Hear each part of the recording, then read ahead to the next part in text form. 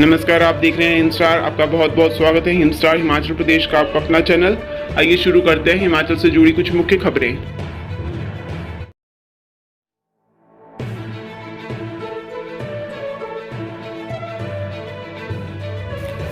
कल हो सकता है मंत्रिमंडल विस्तार। मंत्री बनने की दौड़ में ये विधायक आगे। हिमाचल प्रदेश में सुक्खू सरकार का मंत्रिमंडल विस्तार 7 जनवरी को हो सकता है।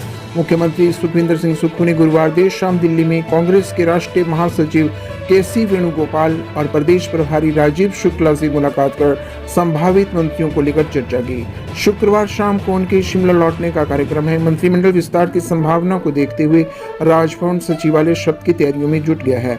आज शाम तक शपथ समारोह के आयोजन की आधिकारिक घोषणा हो सकती है। राज्यपाल राजेंद्र विश्वनाथ आर्लेकर ने 7 जनवरी को गोवा जाना था। अब राज्यपाल ने अपने टूर को एक दिन टालकर 8 जनवरी कर दिया है। 8 से 12 जनवरी तक राज्यपाल प्रदेश से बाहर रहेंगे। सुखविंदर सिंह सुक्खू 2 से 3 मंत्रियों के पद खाली रखकर विधायकों का इंतजार बढ़ा सकते हैं। 10 मंत्री बनाए जाने के आसार कम हैं। 7 से 8 मंत्रियों को ही झंडी देने की योजना है। सिरमौर जिला से हर्षवर्धन चौहान, कुल्लू से सुंदर ठाकुर, बिलासपुर से राजेश धर्मानी, किन्नौर से जगत सिंह नेगी और कांगड़ा से सुधीर शर्मा और चंद्र कुमार की ताजपोशी लगभग तय है। जिला शिमला पर अभी पेंच फंसा हुआ है। पूर्व मुख्यमंत्री दिवंगत वीरभद्र सिंह के पुत्र विक्रमादित्य सिंह को रोहित ठाकुर और अनिरुद्ध सिंह ने से कड़ा मुकाबला मिल रहा है। गुरुवार देर रात नई दिल्ली से कांग्रेस के वरिष्ठ नेताओं के साथ हुई मुख्यमंत्री सुक्खू की बैठक में शिमला जिला से सरकार में प्रतिनिधित्व देने को लेकर विस्तृत चर्चा हुई।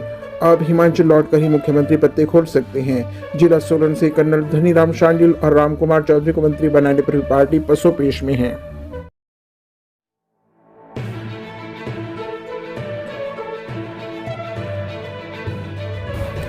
ऑपरेशन लोटस की कोई मंशा नहीं, बल्कि खुद ही बिखराव की ओर जा रही कांग्रेस।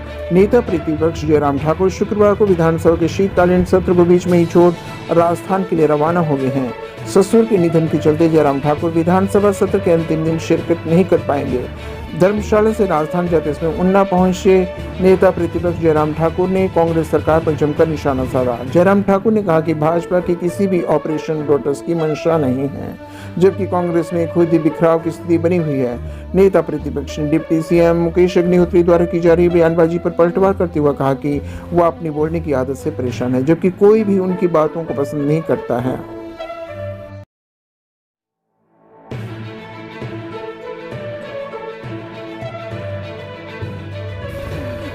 सदन में कर्ज लेने की सीमा बढ़ाने का विधेयक पारित। मुकेश अग्निहोत्री ने ये कहा।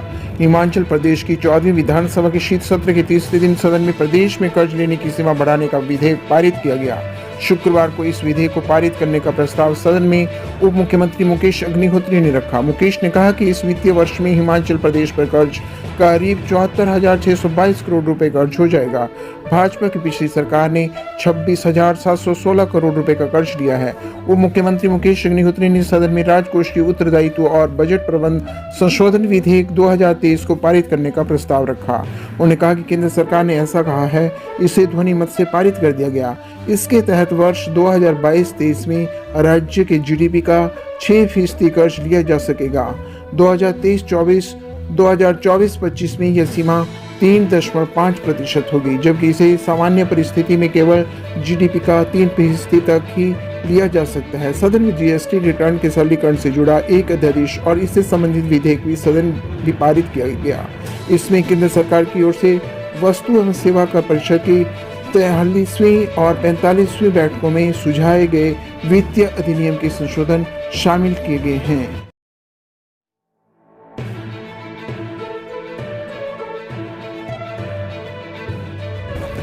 नई सरकार बनते ही नाबार्ड से मिली सौगात। प्रदेश को 223 करोड़ का तोहफा।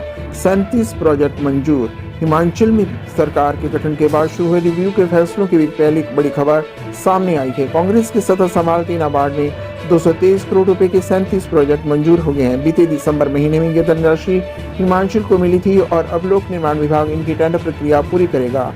जो प्रोजेक्ट नाबार्ड के तहत मंजूर हुए हैं वे सभी सरकार के रिव्यू के फैसले से बाहर हैं। लोक निर्माण विभाग इन सभी प्रोजेक्ट को पूरा करेगा। जिन प्रोजेक्ट को मंजूरी मिली है उनमें 4 पुल और अन्य सड़कें शामिल हैं। लोक निर्माण विभाग के स्तर पर अब तक हुई टेंडर प्रक्रिया को जरूर रोका गया है, लेकिन जो प्रोजेक्ट केंद्र से मंजूर होकर आए हैं उनकी प्रक्रिया पर सरकार ने सवाल नहीं उठाए हैं। ऐसे में ग्रामीण इलाकों में 37 सड़कों और पुलों के निर्माण का रास्ता साफ हो गया है। इससे पूर्व विधानसभा चुनाव से ठीक पहले बिलासपुर के घुमारवी के लिए एक बड़े पुल की मंजूरी भी मिली थी। आदर्श आचार संहिता की वजह से पुल का निर्माण शुरू नहीं हो पाया, लेकिन अब लोक निर्माण विभाग नाबार्ड के माध्यम से मंजूर इस पुल के टेंडर की आगामी प्रक्रिया शुरू कर चुका है। हिमाचल के हिस्से में 90% धनराशि ऋण के माध्यम से आएगी, जबकि कुल मंजूर बजट का 10% हिस्सा राज्य सरकार को खुद खर्च करना होगा।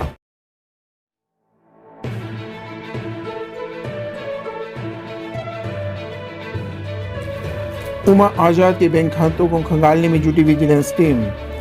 हिमाचल प्रदेश कर्मचारी चयन आयोग में जीओए पेपर लीक मामले में विजिलेंस टीम मुख्य आरोपित वरिष्ठ सहायक उमा आजाद के बैंक खातों को खंगालने में जुटी हुई है। उमा आजाद की पंजाब नेशनल बैंक व स्टेट बैंक ऑफ इंडिया के खातों में जमा राशि का पता लगाया जा रहा है। यह भी पता लगाया जा रहा है कि कहीं मोबाइल फोन के माध्यम से भी कोई लेन देन तो नहीं हुआ है। आयोग में पेपर लीक मामले में विजिलेंस व एसआईटी के पास अब तक 20 विभिन्न भर्ती परीक्षाओं से संबंधित शिकायतें प्राप्त हो चुकी हैं। वीरवार को विजिलेंस की गठित एसआईटी की टीम में मंडी व बिलासपुर से अतिरिक्त पुलिस अधीक्षक व डीएसपी सहित 6 सदस्यों की टीम हमीरपुर पहुंची और एसपी हमीरपुर रेणु शर्मा के साथ बैठक भी की। इसके अलावा इस मामले में पूर्व सचिव जितेंद्र कंवर की भूमिका के संबंध में एसआईटी अधिक तथ्य जुटाने में जुटी हुई है। कंवर के कार्यालय से मुख्य आरोपित वरिष्ठ सहायक उमा आजाद किस तरह से पेपरों को लीक करती रही और पूर्व सचिव को इसकी जरा भी भनक नहीं लगी। हाँ, बात यह है कि उनके कार्यालय में वरिष्ठ सहायक ही नहीं बल्कि उनका चालक व चपरासी भी पेपरों को लीक करवाकर अपने बच्चों से परीक्षाएं दिलाते रहे। पूर्व सचिव के चपरासी को गिरफ्तार कर सकती है विजिलेंस टीम। संभावना जताई रही है कि विजिलेंस टीम पूर्व सचिव के चपरासी को गिरफ्तार कर सकती है। वीरवार को तीसरे दिन भी सरकार की ओर से गठित हाई पावर कमेटी के चेयरमैन एवं शिक्षा विभाग के सचिव अभिषेक जैन व टीम आयोग की सुर्खियों में आने के बाद अब इसकी गतिविधियों को किस तरह सुधार कर सुचारू किए जा सके के संबंध में रिपोर्ट बनाने में जुटे रहे।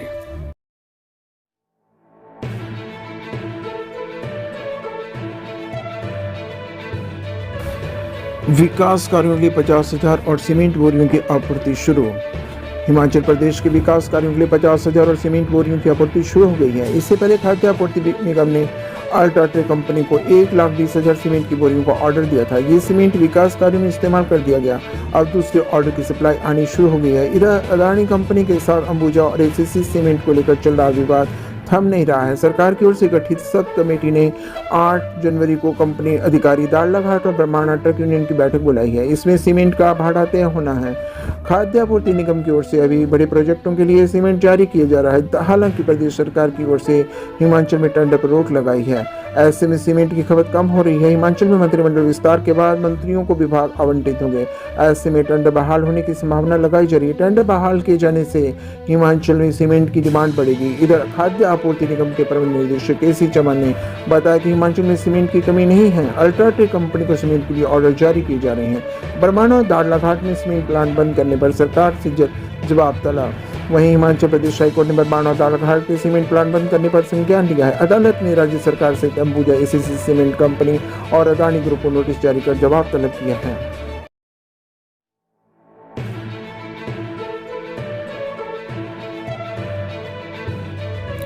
नादौन के फोरलेन प्रभावितों को 70 करोड़, अभी केवल जमीनों का ही मिलेगा मुआवजा। भवनों का बाद में होगा फैसला।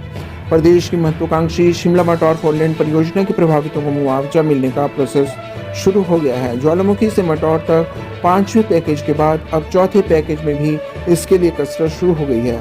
अभी तक सिर्फ उन लोगों को मुआवजा दिया जा रहा है जिनकी जमीन फोरलेन में आ रही है, जबकि उन लोगों को अभी मुआवजे के लिए इंतजार करना होगा जिनके मकान व अन्य भवन और फॉरेस्ट लैंड फोरलेन की जद में आए हैं। जिला हमीरपुर के तहत आने वाले 4थे पैकेज की बात करें तो यहाँ सनाही कला से भलू और भलू से कोट तक लगभग 15 किलोमीटर का area land acquisition authority Nadaun के अधीन आता है। इस 15 किलोमीटर के क्षेत्र में लगभग 37 गांव हैं जिनकी जमीनें फोरलेन की जद में आ रही हैं। जानकारी है कि प्रथम चरण में लगभग 70 करोड़ का मुआवजा उन लोगों को दिया जाना है जिनकी जमीनें फोरलेन की जद में आ रही हैं, जबकि भवनों और फॉरेस्ट के काटे जाने वाले पेड़ों का मुआवजा अलग से होगा। लैंड एक्विजिशन अथॉरिटी की ओर से क्षेत्र के पटवारी को नोटिस भेजे जा रहे हैं, जिसमें कहा गया कि जो लाभार्थी हैं उनके बैंक अकाउंट, आधार और पैन कार्ड इत्यादि की फोटोस्टेट कॉपी और अन्य जरूरी कागजात लगाकर फाइल के माध्यम से सबमिट किए जाएं, ताकि मुआवजा देने का प्रोसेस जल्द शुरू किया जा सके। बता देंगे 5वें पैकेज के विपाट बाईपास से भंगवार में पहले चरण में कांगड़ा उपमंडल के लगभग 1400 लोगों को 60 करोड़ की राशि उनके खाते में डाली जा चुकी है।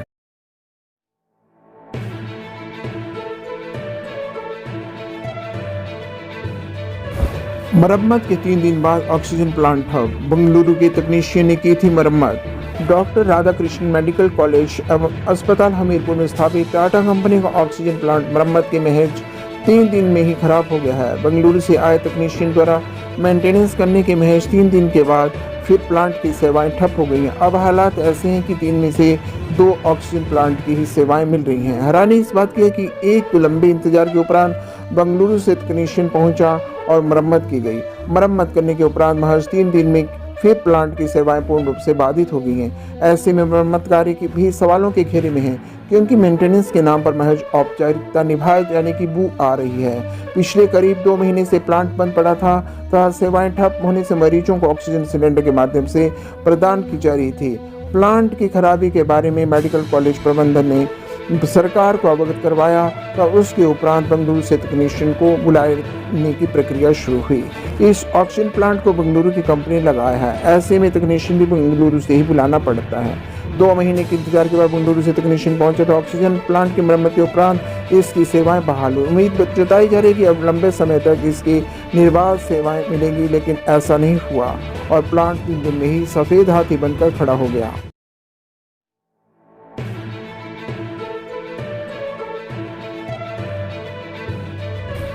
बायोमेट्रिक मशीनों की खरीद में गड़बड़ी की तो नपेंगे स्कूल प्रभारी, शिक्षा निदेशालय ने दिए निर्देश। बायोमेट्रिक मशीनों की खरीद में गड़बड़ी करने वाले स्कूल प्रभारियों के खिलाफ कार्रवाई की जाएगी। निर्धारित रेट से अधिक मूल्य की मशीन खरीदने की शिक्षा निदेशालय में शिकायतें पहुंची हैं। शिक्षा निदेशालय ने विवाद से बचने को इलेक्ट्रॉनिक्स कॉर्पोरेशन के माध्यम से बायोमेट्रिक मशीनों की खरीद करने के निर्देश जारी किए हैं। सभी स्कूल प्रभारियों को जल्द पुरानी मशीनों को दुरुस्त करवाने और जहां मशीनें नहीं लगी हैं वहां के लिए नई खरीद करने को कहा गया है। प्रदेश हाईकोर्ट की सख्ती के बाद प्रदेश के सभी स्कूलों और कॉलेजों में बायोमेट्रिक से शिक्षकों की हाजिरी अनिवार्य की गई है। दिसंबर 2022 में शिक्षा विभाग ने सभी स्कूल और कॉलेज प्रभारियों को पत्र जारी कर बायोमेट्रिक मशीनों पर शिक्षकों की हाजिरी सुनिश्चित करने को कहा है। प्रदेश में मार्च 2020 से पहले कई स्कूलों और कॉलेजों में ये मशीनें लग गई थी। कोरोना संकट के चलते बायोमेट्रिक मशीनों पर हाजिरी की रोक लगा दी थी। हालात सुधरने के बाद प्रशासनिक सुस्ती के चलते यह मुहिम शुरू नहीं हुई। शिक्षकों के स्कूलों में समय से न आने सहित कई अन्य विभागों में अधिकारियों और कर्मचारियों के कार्यालयों से गायब रहने की शिकायतों पर सुनवाई करते हुए हाई कोर्ट ने बायोमेट्रिक से हाजिरी को अनिवार्य करने के निर्देश दिए थे। दिसंबर 2022 में शिक्षा निदेशालय ने स्कूल प्रिंसिपलों को स्कूल फंड से मशीनों की खरीद करने को कहा। कुछ जिलों से निदेशालय में शिकायतें आई हैं कि प्रभारियों ने निर्धारित रेट से अधिक मूल्य की मशीनों को खरीद लिया है।